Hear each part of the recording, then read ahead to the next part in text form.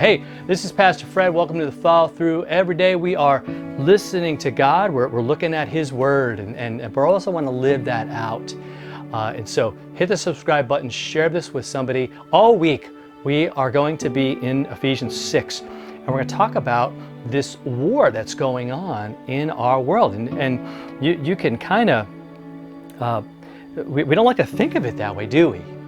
Now we know there's issues, we know there's some stuff going on in our world, but war seems kind of drastic. But that's exactly what it is. And so He's going to give us this armor that we can put on, this defense, there's going to be some weapons that are going to be that we can use against the enemy, and we're going to look at, and here's the inspirational talk, and it's similar to other kind of military talks. Washington, he rallied the troops.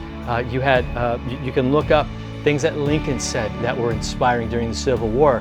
Churchill during World War II, he said this, and it's really kind of interesting because it almost is similar to what Paul's going to say in just a few minutes.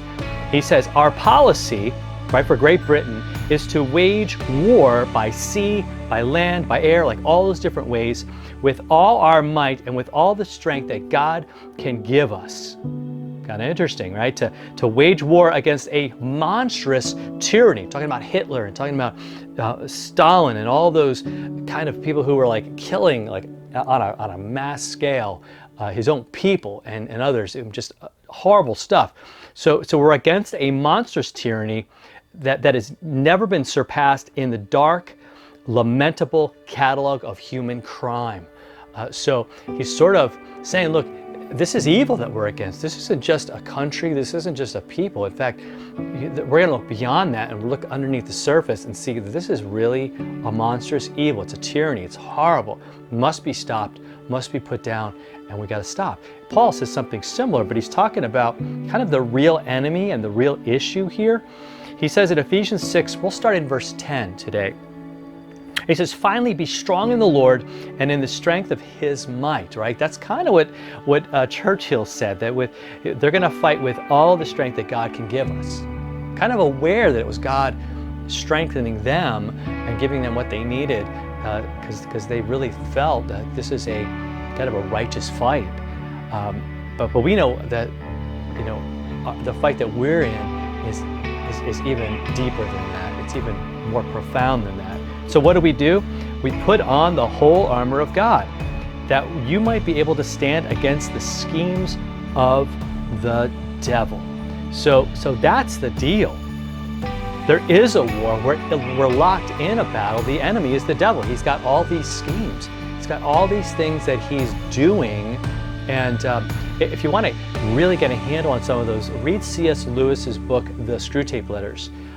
It really talks about how the devil is so subtle. Now there's extremes like Hitler and if you look throughout the history of the world, there have been these powers that have come to be, and those are extreme examples. But every day there's this subtle battle to get you to think a certain way, to get you to feel a certain way, to get you to hate a certain group or a certain group,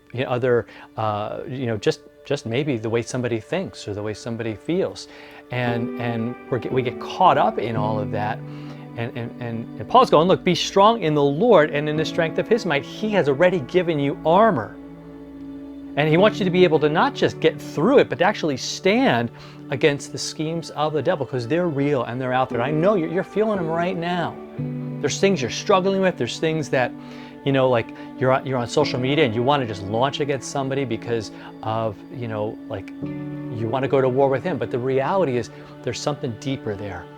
There's something in our hearts that only Jesus could fix, and only He, an enemy that only He could do away with, and that was sin, and that's the devil, and that's why the cross was so important. That's why we cling to that. That's why we hold on to it with all of our might, everything that we got, because we know we don't have any hope without Him. We need His strength. I need what only He not only can do, but already did. I mean, that's what's really cool. As you look back, we're not sitting there with our fingers crossed going, man, I hope God shows up. I hope God helps me. We know that He already won victory over death and the grave as He died on that cross and as He rose victoriously from the grave. so that we can look at all the issues and the enemies that we have and say, you know what, I got armor. We're going to talk about that armor in the next couple of days. But I'm going to admit now, I got to come to grips now with that there is an actual war, that I'm locked in a battle, and in many ways it's a battle that Jesus has already won, and yet there's going to be some fights that I want you to be ready for, and I want to be ready for, that we can stand in His truth, stand on His love, all of His promises that He's made good on already. All right? You have a great day. I pray that inspires you and helps you, and we'll talk to you next time for another follow through.